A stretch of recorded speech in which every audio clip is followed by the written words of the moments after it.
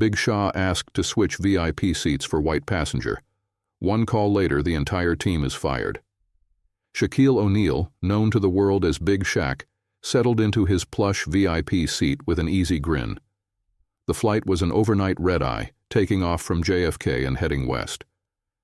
Shaq had a full schedule ahead, a series of charity events and one highly anticipated business meeting that could reshape his brand. He needed the rest, and a first-class seat would help him relax for once. The cabin, bathed in soft lighting, felt like an oasis amid the controlled chaos of boarding. Polite welcomes from the flight attendants and gentle overhead music added to the sense of calm. Shaq was used to traveling in style, but even so, he was grateful for each small luxury, especially now after a grueling week of appearances. He took a moment to observe his surroundings. Across the aisle, a man in a tailored navy suit scrolled through emails on a tablet. Further down, a woman in a soft pink business ensemble typed away on her laptop.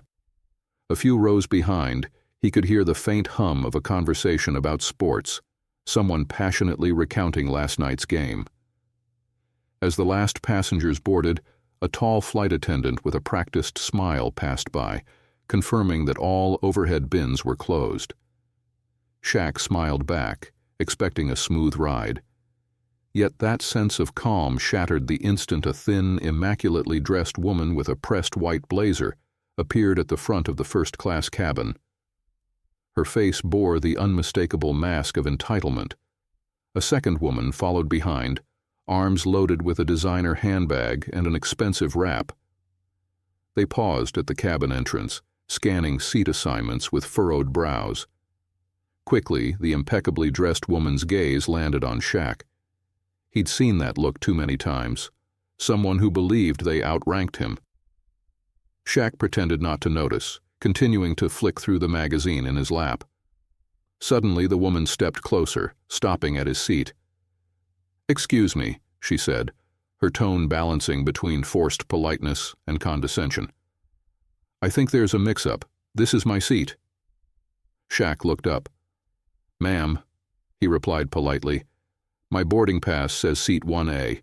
I booked this flight a week ago." She frowned, her lips a tight line. "I'm a platinum member of this airline. I always sit in 1A. Now, if you just—" She pointed at the overhead bin. "My bag's supposed to be stowed here, and I'd like to settle in. I'd appreciate your cooperation." A faint hush spread among the other passengers, ears pricking up at the confrontation. Shaq remained calm. "I'm sorry, but that's not how seat assignments work. Might be worth double-checking your boarding pass or speaking to the attendant." The woman's eyes flashed with indignation, and she gestured to a flight attendant standing nearby, a polite young man named Trevor. "We have a problem here," she said sharply. "I need you to fix it." Trevor approached with an apologetic smile, glancing at Shaq. "Let's see," he suggested. "Could I see both of your boarding passes?" Shaq offered his pass confidently. The woman rummaged through her blazer's pocket, producing her pass. Trevor's eyebrows rose. "Ma'am, you're assigned in seat 3C. That's still in first class, but not here." "Impossible," she snapped. "I specifically requested 1A. Please do something." Trevor turned to Shaq, a flicker of nerves in his eyes. "Sir, would you mind switching seats with her? We'd appreciate your cooperation. She's one of our valued flyers." Big Shaq's lips curled into a patient smile, though a flicker of annoyance flickered in his expression. "I reserved this seat in advance. I prefer the legroom here, so no, I'm not switching." The lady let out a short laugh as though she couldn't believe her ears. "You're telling me you won't let me have it? You can see how tall you are. Maybe you'd be more comfortable in 3C degrees." Shaq's jaw tightened. "Ma'am, I'm 7 feet 1 inch. I specifically chose seats for comfort. I'm not moving because you feel you deserve it more." Trevor cleared his throat quietly, leaning in. Sir, this passenger is, a VIP with our airline. Maybe we can find you another seat, like 2A or 2B. It's basically the same. This felt like a betrayal. "You want me to uproot my seat choice because she's important?" Shaq asked, his voice calm but with an unmistakable edge. "You realize I paid for 1A, right?" The attendant blinked, glancing sideways at the woman's glare. "Just trying to keep the peace, sir." The entire cabin's tension soared. People held their breath, waiting to see who would give in first. The woman studied Shaq's face, her expression wavering between anger and condescension. Finally, she made a condescending remark. "I'm sure whatever business you have is flexible. Some of us run companies, you know." His brow rose. "I do too," Shaq said softly, referencing the various business ventures he'd overseen for years. But she wouldn't know that. She opened her mouth to retort, but a phone rang from her bag. She rolled her eyes, answering curtly. "Yes, I'm boarding." "No, we have a seat problem. So incompetent, they're making it difficult." "Wait, who? You can handle it without a goodbye." She hung up, turning her attention to Trevor. "My associate just called. The airline management will hear about this. I promise you that." Trevor offered a stiff, worried nod. "I'm sure we can. Let me get a supervisor." Moments later, a more senior staff member, a middle-aged woman named Felicia, arrived. Felicia's expression held that polished, professional calm of airline veterans. She greeted them politely. "What's the issue?" The woman launched into a tirade about incompetent staff, paying premium, and how the seat was rightfully hers. Shaq said nothing, letting her vent, arms folded across his chest. But Felicia looked at the boarding passes, her face taut with tension. "Ma'am, your pass clearly states 3C. We can try to upgrade you if a seat's free, but this gentleman is entitled to keep 1A. The woman's voice rose a notch. "This is an outrage. You realize I can buy out half this plane if I want to. Someone's losing their job over this, mark my words." Sighing inwardly, Shaq watched Felicia try to calm the passenger. "We have no open seats in first class besides your assigned one. Also, no unoccupied seat has the exact legroom of 1A. The woman refused to budge, muttering about calling her contacts at corporate. Then the phone in Shaq's big palm buzzed. He glanced down, reading a text. Something in his expression changed, like steel setting in behind his eyes. Silently, he typed a quick response, tapped send, then looked at Felicia. "I might need to make a call," he said gently. "Is that all right?" She nodded uncertainly. The passenger sneered. "Go ahead. Call whoever you want. I have my contacts too." Shaq made the call. "Hey, Tony," he began quietly. "Some trouble on the flight." "Yeah, the airline you have connections with. They're telling me to move because a certain passenger claims she outranks me." A pause. "No, we haven't even taken off yet. Crew name? Let me ask." He politely asked Felicia for the flight number and some staff details. Felicia hesitated but provided them, unsettled by how swiftly this was unfolding. The conversation was short. "Thanks, Tony," Shaq said. "Yes, let's sort this out." He ended the call, returning his gaze to the staff. Shaq offered a calm statement. "We'll see what the airline leadership says soon." Felicia attempted a half smile.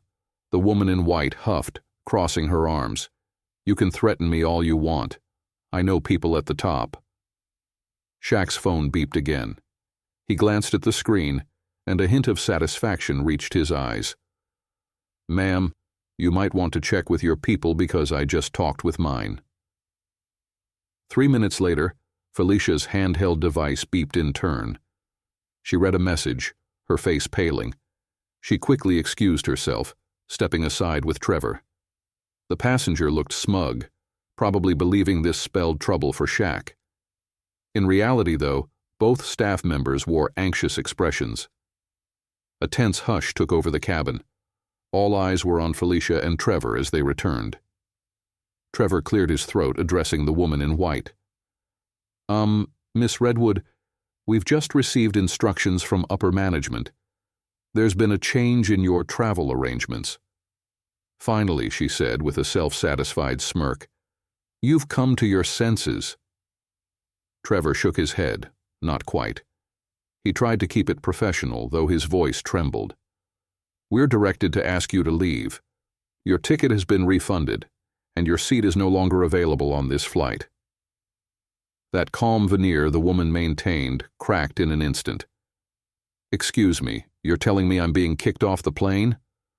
Felicia, though clearly uneasy, nodded. I'm sorry, Miss Redwood. The directive came from airline headquarters.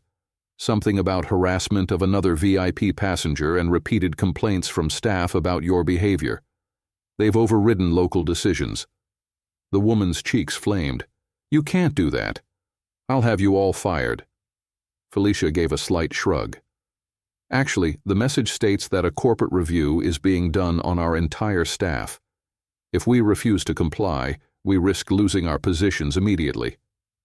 Then Trevor turned to Shaq, his voice low and respectful. We've been informed that you have the airline's sincere apologies, Mr. O'Neill. They request you remain on board. We'll ensure no further disturbance. A stunned silence cloaked the entire cabin. The woman's friend looked at her wide-eyed, not sure how to salvage the situation. Redwood's fury turned to panic as she realized that not only was she losing her seat, but an unstoppable chain of calls had apparently escalated the matter to the highest level. Clearly, her own connections paled in comparison to whomever Shaq had on speed dial. She tried one last time. This is insane. You can't... Are you sure you know who you're messing with? But Felicia stepped forward, her voice more resolute than before. Ma'am, we are under strict orders. Please gather your belongings. The airline has arranged a separate flight for you at a later time. Now we must ask you to comply. The entire plane watched as Redwood, pale-faced and mortified, grabbed her bag. She and her companion retreated, outraged. Once they disappeared past the curtain, the hush in first class broke into scattered murmurs. Some of the other passengers exchanged glances of disbelief. Shaq let out a slow breath, capturing a sense that he had just avoided a meltdown. He offered Felicia a polite nod. She returned the gesture, though her expression remained tense. The plane's door closed, finalizing Redwood's exit. Settling back in, Shaq could almost taste the tension dissolving.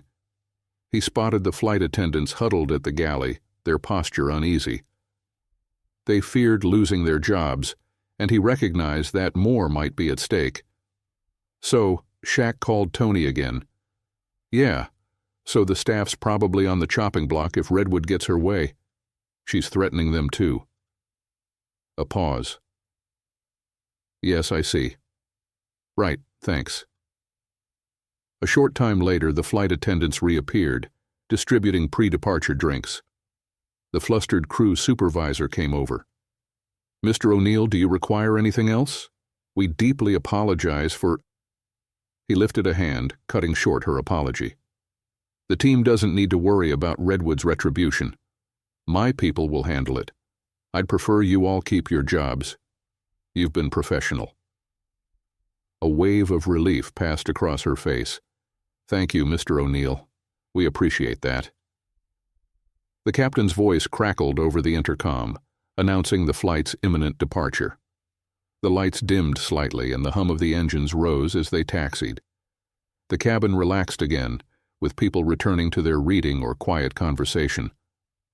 Shaq glanced around, noticing nods of appreciation or a subtle thumbs up from some passengers who'd silently backed him. With takeoff smooth and the seatbelt sign turned off, a hush of normalcy returned to first class. Shaq sipped the complimentary sparkling water, letting the tension drain from his shoulders. He typed a brief note on his phone, some reflection about power dynamics, about how often these battles repeat themselves. The flight continued without further drama. The attendants offered him dinner, and he ate quietly. occasionally smiling at the staff who treated him with a cordial respect that felt genuine. Once the cabin lights dimmed for the night, Shaq reclined his seat, thinking how easily a simple seat assignment could escalate into a fiasco of entitlement. By the time the plane touched down at its West Coast destination, word had spread among the entire staff that Redwood's entire corporate account with the airline had been suspended pending investigation. Rumor had it that the airline's executives fired certain employees from Redwood's team for forging priority seat requests. Redwood herself faced potential blacklisting due to her unprofessional outburst. As passengers disembarked, many offered Shaq polite nods or a quick handshake. The flight attendants thanked him for staying calm and for ensuring management recognized that Redwood's meltdown should not destroy their livelihood. He responded graciously, "We're all just doing our jobs." Right outside, Shaq stepped into the rival terminal, the swirl of travelers rushing to baggage claims or connecting flights. Pulling out his phone, he spotted a text from Tony. "All sorted. Redwood's group let go. Apologies from top brass.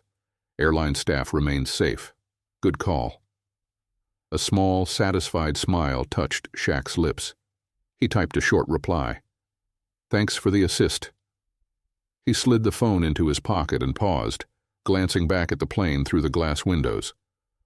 One seat, just an assigned number, had become a symbol of a bigger truth. Stand your ground, push for fairness, and sometimes the entire system adjusts. With that final reflection, Shaq, the unstoppable force on and off the court, lifted his carry-on and strode into the city lights.